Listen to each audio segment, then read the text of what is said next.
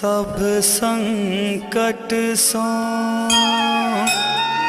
दूर करथ से दुर्गति नाशिनी दुर्गे अशुभ विनाशिनी भक्त वत्सले सदा सुभद्र अम्बे।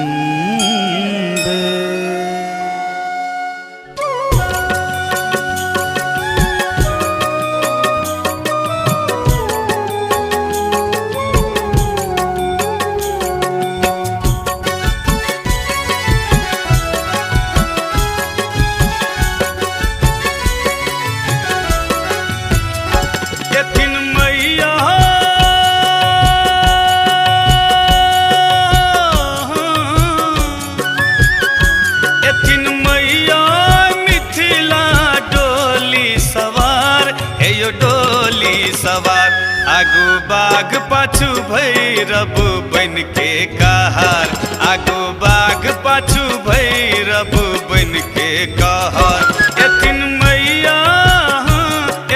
मैया मिथिला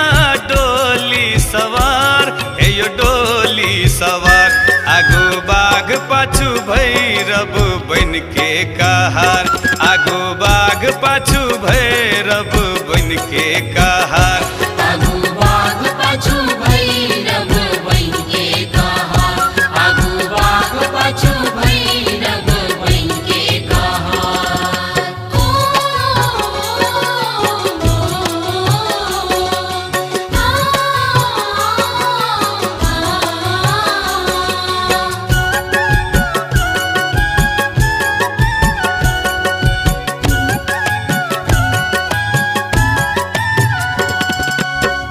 अरहुल फूलक माला बना कर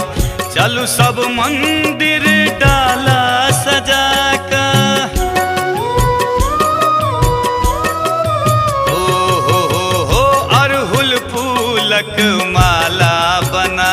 कर चलू सब मंदिर डाला सजा कर हेथिन पर चले हेथिन पर चैल जननी बहरे में ठार हेयो बहरे में ठार आगू बाघ पाछू भैरव बन के कहार आगू बाघ पाछू भैरव बन के कहार आगू बाघ पाछू भैरव बन के कहार आगू बाघ पाछू भैरव बन के कहार।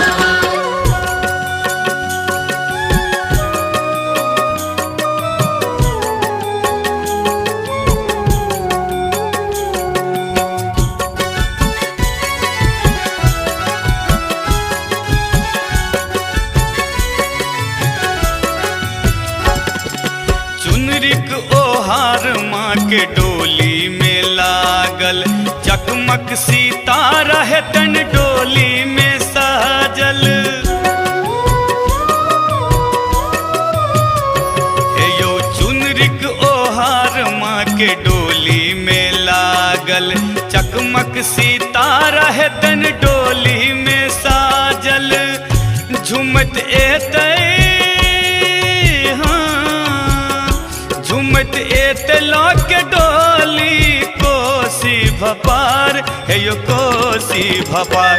आगू बाघ पाछू भैरव बन के कहार आगू बाघ पाछू भैरव बन के कहार आगू बाघ पाछू भैरव बन के कहार आगू बाघ पाछू भैरव बन के कहार।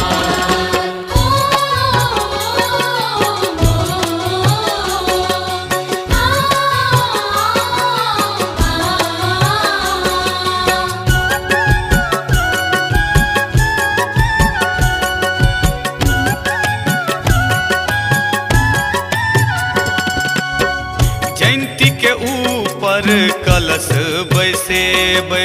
पंडित बाजा करो जे पाठ करे